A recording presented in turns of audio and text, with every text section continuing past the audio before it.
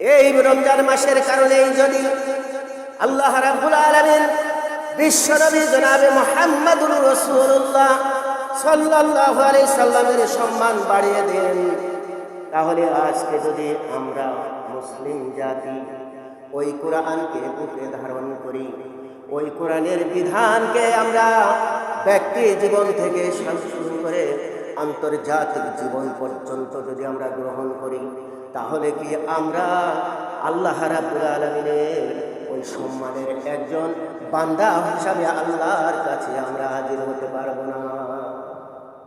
অবশ্যই পারবো, কিন্তু সমস্যা একটা জায়গায়, আমরা এই পৃথিবীর শান্তি আখিরাতের মুক্তি আনতে হলে, পেতে হলে, পৃথিবীতে শান্তি এবং আখিরাতের মুক্তি পেতে হলে আমাদেরকে অবশ্যই প্রেসক্রিপশন গ্রহণ করতে হবে, সেই মহান আল্লাহ রাব্বুল আলামিনের দেওয়া প্রেসক্রিপশন। আর এই প্রেসক্রিপশন বাস্তবায়ন করেছেন আখির জামানার নবী সম্রাট জনাবে মুহাম্মদুর রাসূলুল্লাহ সাল্লাল্লাহু আলাইহি ওয়াসাল্লাম। তাকে ডাক্তার হিসাবে, ঈমানের ডাক্তার হিসাবে, মুক্তির ডাক্তার হিসাবে তাকে গ্রহণ করতে হবে। যদি গ্রহণ করতে পারি তবেই আমরা আল্লাহ রাব্বুল আলামিন এই যে সিয়ামের মাধ্যমে সিয়াম সাধনার যে বদলাগুলো, এই বদলাগুলো আমরা পেতে থাকব। এছাড়া যদি আমরা রাম বাম এবং টাট্রামের প্রেসক্রিপশন গ্রহণ করি, তাহলে আমাদের ওই লক্ষ্য উদ্দেশ্যে আমরা বুঝতে পারবো না। আমরা জাহান্নামের দাউ দাউ অগ্নিকুণ্ডের মধ্যে নিক্ষিপ্ত হবই, সেখান থেকে আমরা বাঁচতে পারবো না। সম্মানিত উপস্থিতি, তাহলে আমাদের জীবনে, বাস্তব জীবনে প্রত্যেকটা ক্ষেত্রে, আমাদের ব্যক্তি জীবন থেকে শুরু করে যদি আমরা আমাদের পারিবারিক জীবন, সামাজিক জীবন, রাষ্ট্রীয় জীবন, আন্তর্জাতিক জীবন, প্রত্যেকটা জীবনে যদি মহান আল্লাহ রাব্বুল আলামিনের হাবিব বিশ্বনবী জনাবে মুহাম্মদুর রাসূলুল্লাহ সাল্লাল্লাহু আলাইহি সাল্লামকে একমাত্র আদর্শ নেতা হিসেবে গ্রহণ করতে পারি, তবেই আমরা মহান আল্লাহ রাব্বুল আলামিনের নৈকট্য লাভ করতে পারব।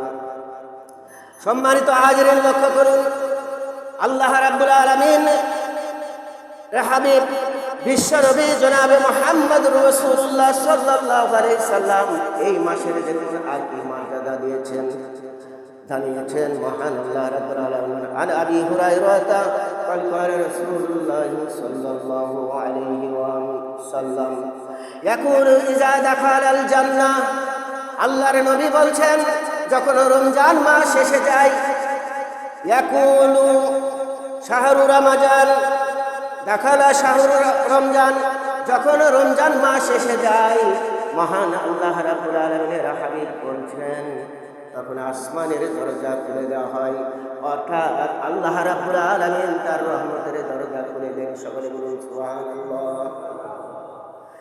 সেই রহমতের, আল্লাহর রহমত ব্যতীত পৃথিবীর কোনো মানুষ আল্লাহর জান্নাতে কোনোদিন কেউ যেতে পারবে না।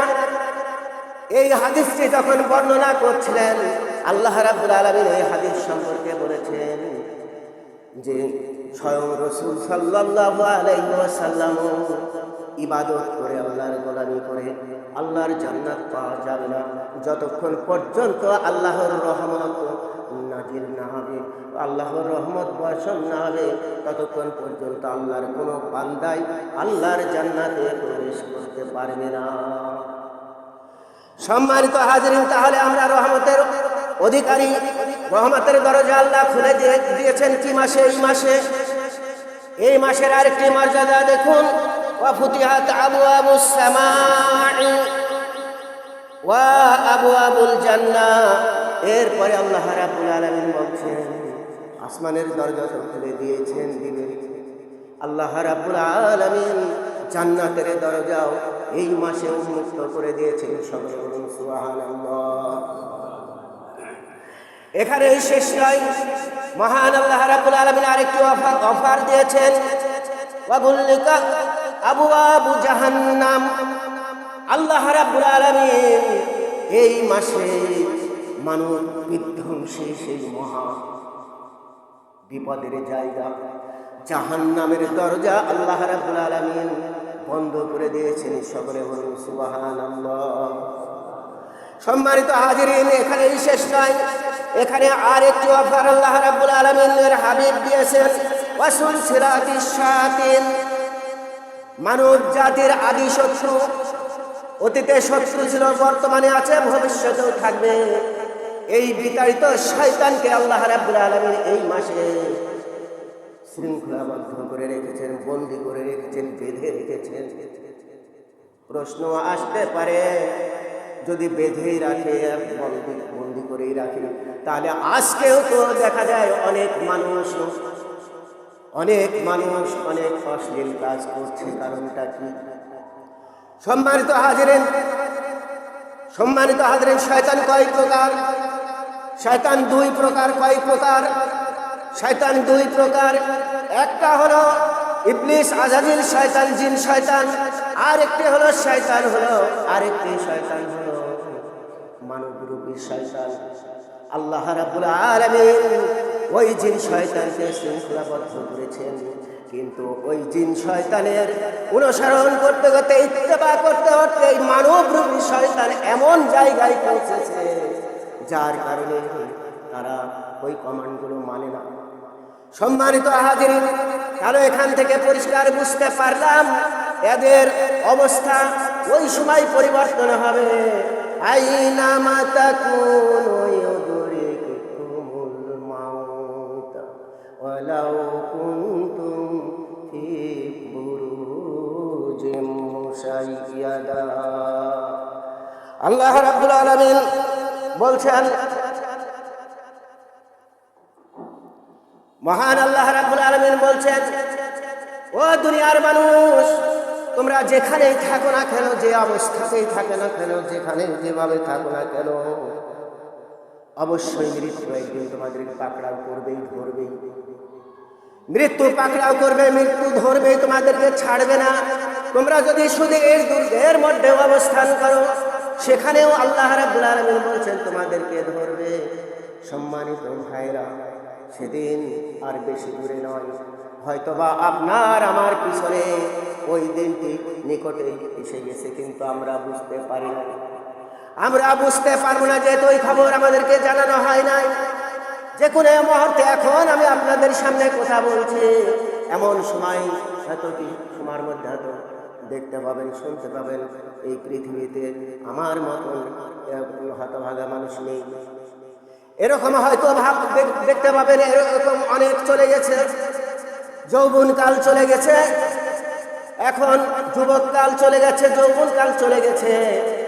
দেখুন আজকে যারা আছেন তাদের অবস্থাটা কি, এগুলো কে নিয়েছেন, কে একটু যদি আমরা চিন্তা করি, তাহলে তো আমরা আল্লাহ রাব্বুল আলামিনের নাফরমানি করতে পারি না।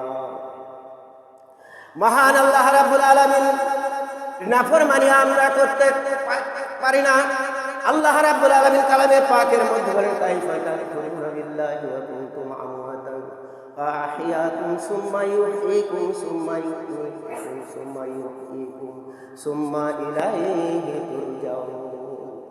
আল্লাহ রাব্বুল আলামিন বলেন, ও দুনিয়ার মানুষ, কি করে তোমরা আমার নাফরমানি করো, অথচ তোমরা ছিলে নির্জীব, তোমাদের কোনো জীবন বলতে কিছু ছিল না।